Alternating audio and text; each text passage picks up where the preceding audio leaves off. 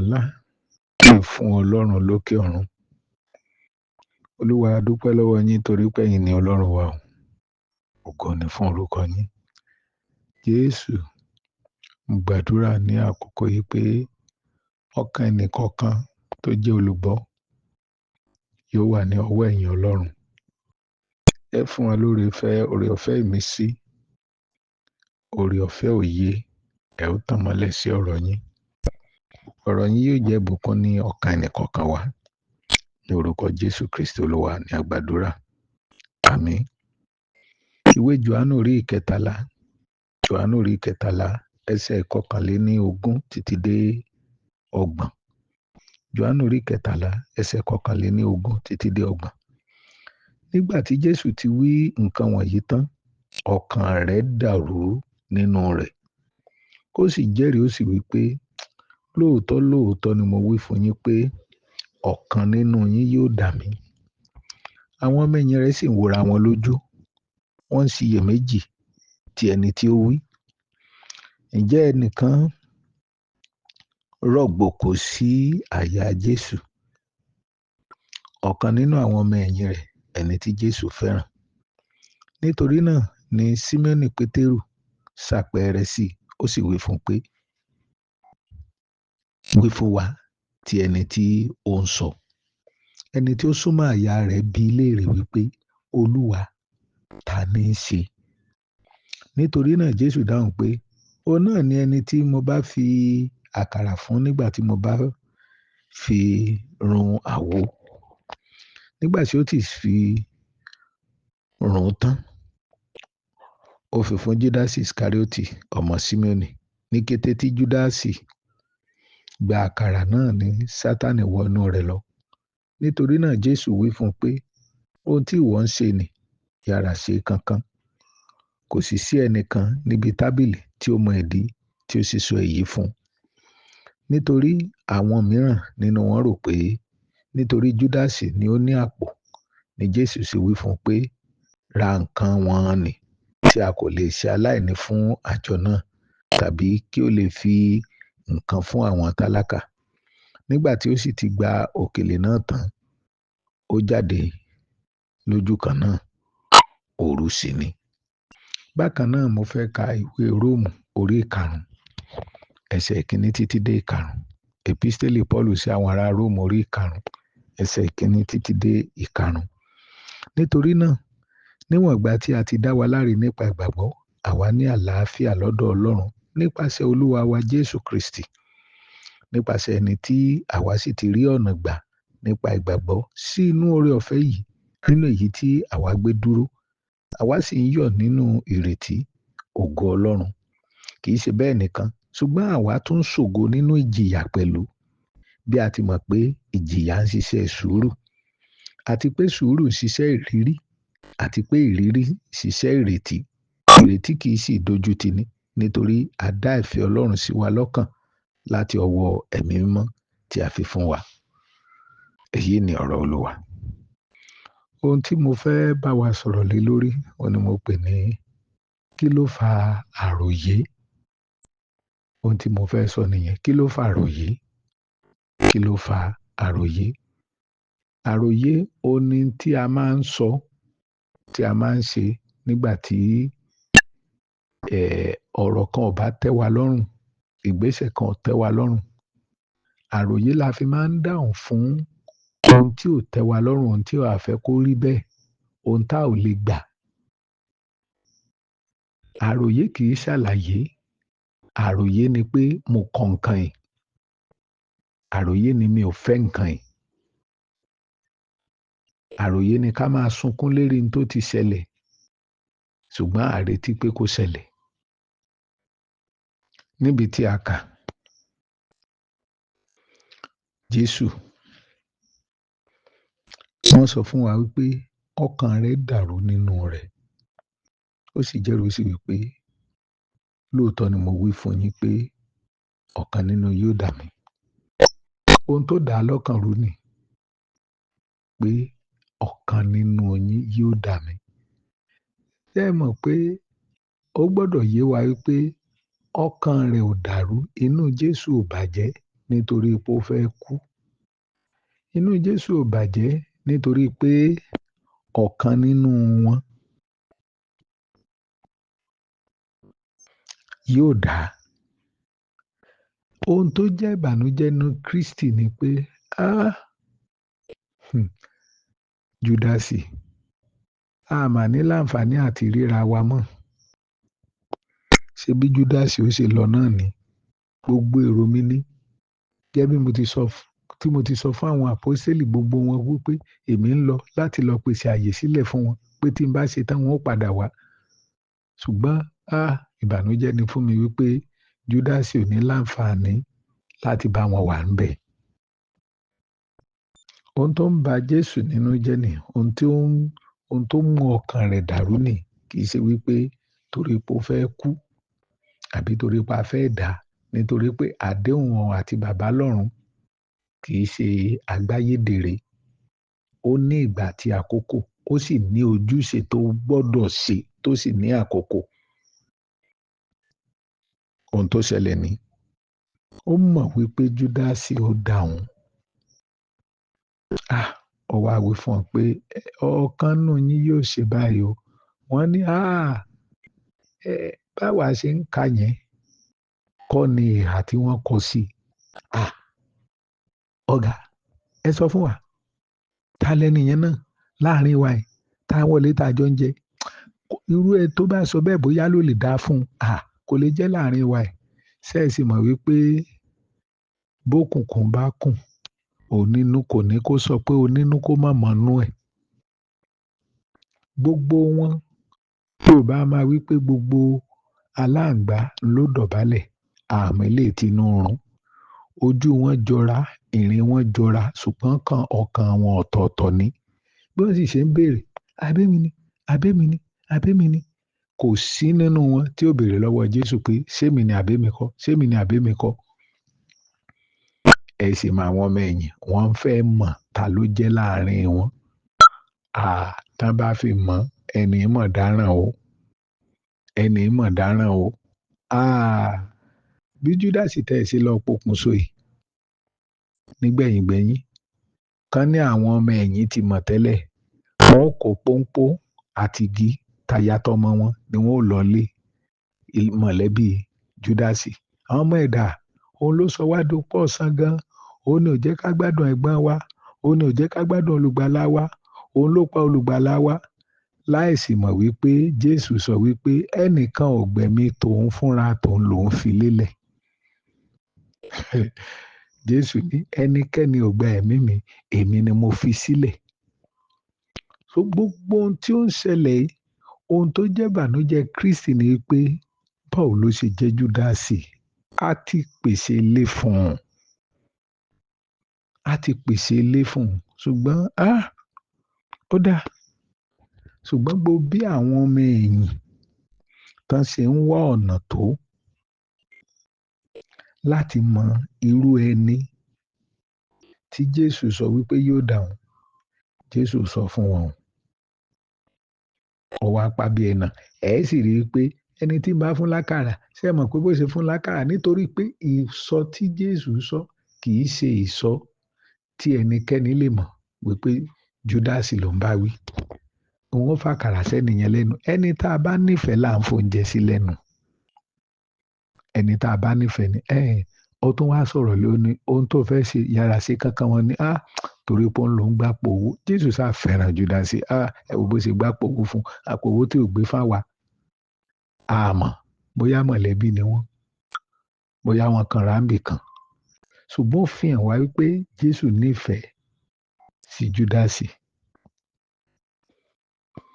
Ṣùgbọ́n ìfẹ́ tí Jésù ní sí kọ́ ni Júdásì ní sí Jésù.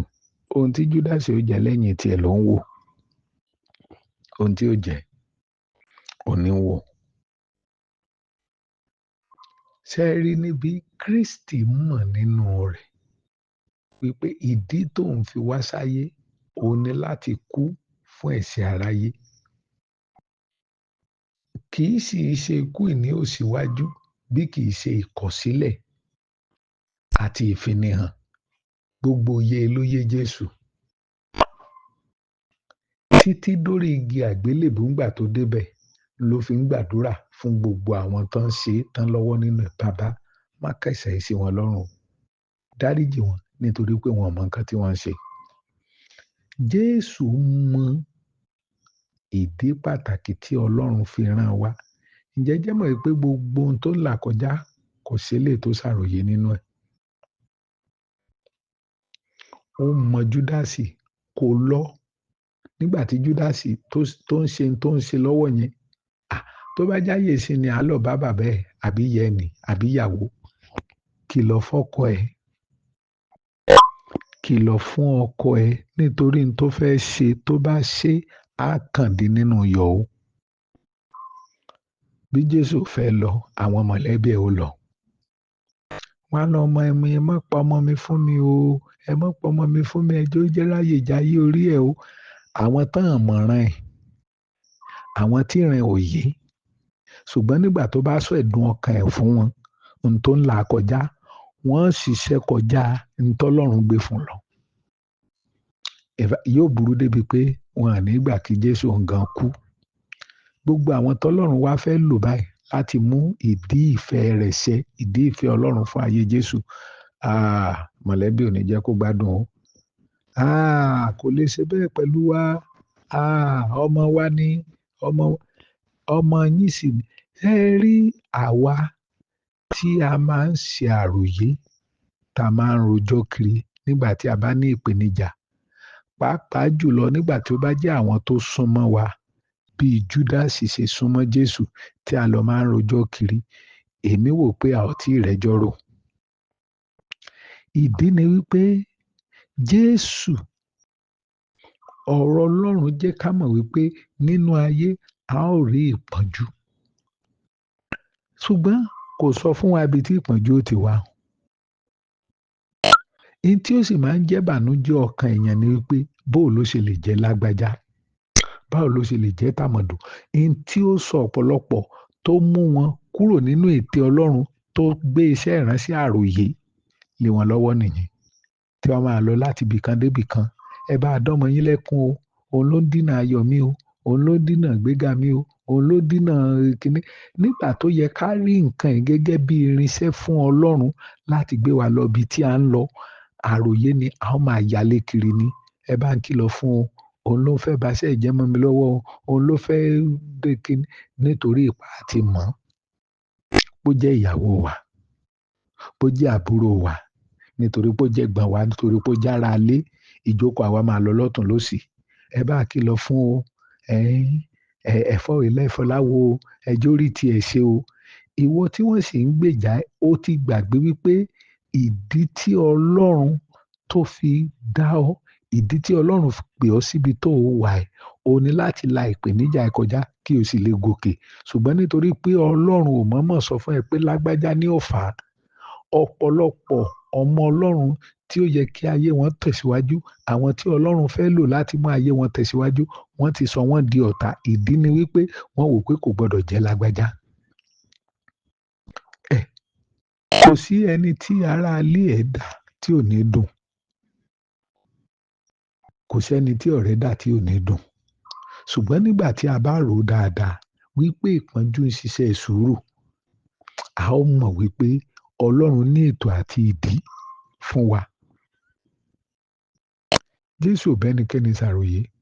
Tó bá jásìkò sí ni, wọ́n wá wọn lọlé ní kọ̀ọ̀kan ní àwọn ẹbí àwọn ọmọ ilé tí wọ́n lè pe ọmọ, ẹ kìlọ̀ fún bàbá yín, ẹ kìlọ̀ fún bàbá yín. Mo sì sọ lẹ́ẹ̀kan wípé ọ̀pọ̀lọpọ̀ ti gba iṣẹ́ yìí. Ihun tí Ọlọ́run pè wọ́n sí gan, Sátánì ti yí ojú wọn kúrò ńbẹ̀, ó ti sọ wọ́n di olùfisùn. Gbogbo àwọn tí Ọlọ́run fẹ́ lò láti gbé ayé wọn ró ní mọ̀lẹ́bí ni ó ti bá wọn dà, ló ti dà pé ẹ bá wa kìlọ̀ fún o, ẹ bá wa kìlọ̀ fún o, kó má bá tọmọ wa jẹ́ o, àìbánu sùn ká tó ń fani nítan yá o. Àwọn ọ̀rọ̀ a ó wá gbé ìran ayérayé wa, a ó gbé lọ́wọ́ mọ̀lẹ́bí, wọ́n máa bá wa pín, wọ́n máa bá wa tú. Kò lè lọ o, kò lè ṣe o, kò lè gbà o, kò lè. Sáwọn lọlọ́run pè. Ẹ jọ̀ọ́ kí ló dé tí Jésù ò lọ sọ fún bàbá àti ìyá ẹ̀ kán jọ̀ọ́ kán bọ̀ ń kìlọ̀ fún Júdásì o. Ohun tó fẹ́ ṣe yẹn kò gbọdọ̀ jẹ́rú ẹ̀ ni ó ṣe o. kò gbọ́dọ̀ jẹ́rú ẹ̀ kó tẹ̀ jẹ́ lòmíì ni tó ṣe Sátánì fẹ́ ṣiṣẹ́ láti mú ìran Ọlọ́run ṣẹ. Sátánì yìí sì dáṣẹ́ ṣe. Ẹnìkan ni ó lò, ayé kan ni ó gbà. Ọmọ Ọlọ́run sì gbọ́dọ̀ mọ eléyìí wípé ayé irú ewu ni tó wù kó gbà, ọ̀nà tó wù kó gbà. Jésù, oore ọ̀fẹ́ ìmúdúró ni mò ń béèrè. Jóòbù, ayé ẹ̀ ló sọ fún un pé arákùnrin, ó dà pé ọ̀rọ̀ ẹ kò sígbà tó ní bú Ọlọ́run o. Bú Ọlọ́run kò jẹ́ kálàáfíà tẹ̀ fún ọ. Bóyè ṣe yé ni. Jóòbù ò bá jà, Ọlọ́run ló kọjú sí. Mo mọ̀ pé olùdáǹdè mi bẹ́, ìtùnú lálẹ́ yìí fún mi. Ó ń bẹ ẹni kú lẹ́ẹ̀kan rí, ó ń bẹ láéláé olórí mi. Ó ń bẹ, ó ń bẹ. Jóòbù sọ wípé òun mọ̀ pé olùdáǹdè ń bẹ. Ó mọ̀ pé olùdáǹdè ń bẹ. Ẹ wo Jóòbù nígbà táwọn ọ̀rẹ́ mẹ́ta tí wọ́n tó wá ń sọ̀rọ̀ aburú sí Olúwa ní gbàdúrà fún wọn. Gbàdúrà fún wọn o. Gba àdúrà fún wọn. Àdúrà ni ó gbà fún wọn.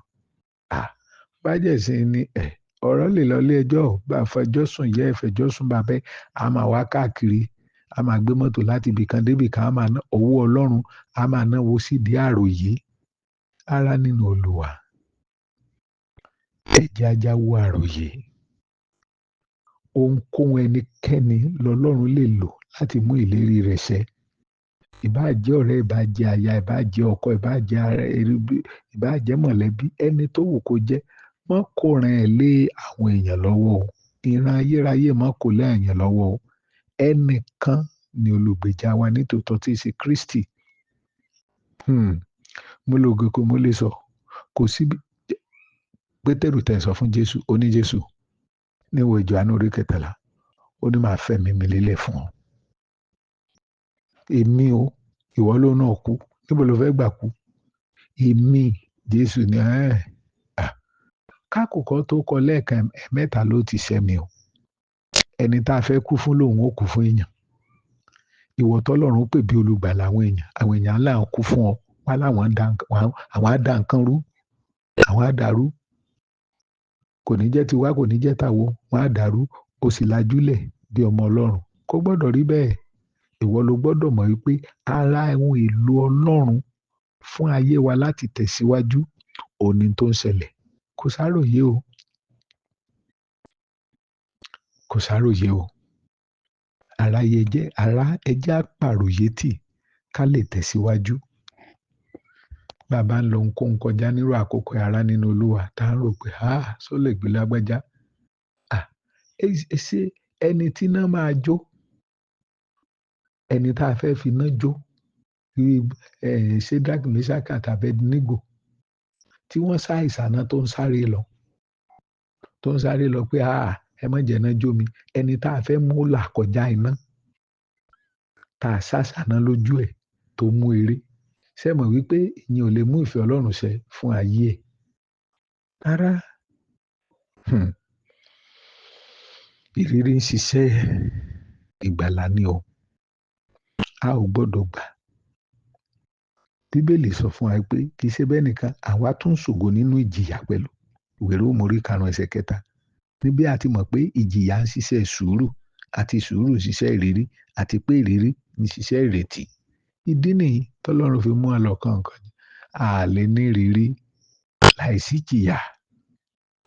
Gbogbo ìjìyà mo kọ̀, mi ò ní gbà. Mo dá padà. Mi iṣẹ́ gọ̀. Kì í jẹ́ ká ní ìrírí, kì í jẹ́ ká lè lọ́rọ̀ lọ́jọ́ ọ̀la, kì í jẹ́ kẹ́nu wa dùn, kì í jẹ́ ká lè rí nǹkan sọ fáwọn ìran tó ń bọ̀. Ọlọ́run yóò ràn wá lọ́wọ́ o. Àròyé tó, ẹ jẹ́ á tẹ̀síwájú láti bí ká máa bẹ Ọlọ́run pé Olúwa fún mi lóore ọ̀fẹ́ láti dúró. Mo kọ̀ láti ṣàròyé, mo kọ̀ láti kùn fún gbogbo tó wù kẹ́ máa mú mi là kọjá. Ẹ fún mi lóore ọ̀fẹ́ láti tẹ̀síwájú o. Ọlọ́run, ní orúkọ Jésù Kristi Olúwa ní a gbàdúrà. Àmín.